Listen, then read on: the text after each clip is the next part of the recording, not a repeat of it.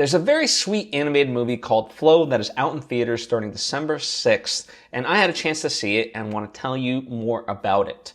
So it's about this cat who finds itself in this forest when all of a sudden a flood comes and it has to essentially survive. So think like Noah's Ark, except no Noah. And this cat, it fights for its survival, and it's joined alongside other animals onto this boat who are essentially doing the same thing, and some, are not, as we would think, supposed to be friendly towards cats. And so it's this kind of, forming of friendships and how will they all get along or won't they get along type of thing. And what makes it special, it's less than 90 minutes, but there's no dialogue.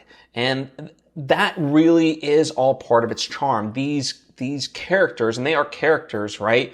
These animals have a personality of their own, and you really see that shine on screen. A lot of research went into the various mannerisms to, get how a cat behaves or how, a dog behaves and other animals, right? And it truly is really, really well depicted. I think it's a very sweet story.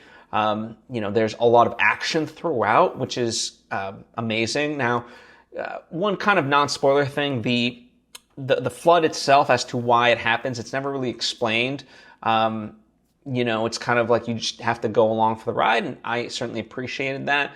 And overall, while I did call it a very sweet movie, I think there's a few times the movie repeats itself that I was like, okay, we can sort of move on.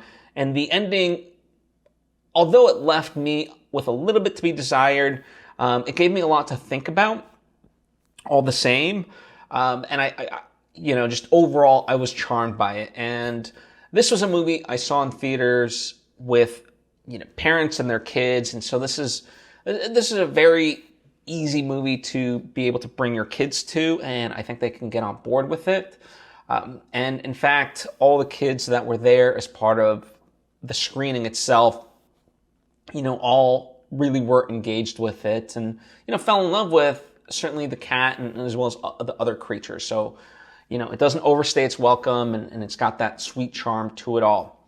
And, for those reasons, because there's no dialogue, right, they really do understand the various emotions, and kids can very easily pick up on that stuff, right? As far as the cinematography, as I said, there's plenty of action scenes, and what it does with its camera work is truly, truly phenomenal. It is a 3D animated movie, so you can move the camera in various ways, and that's a lot of fun.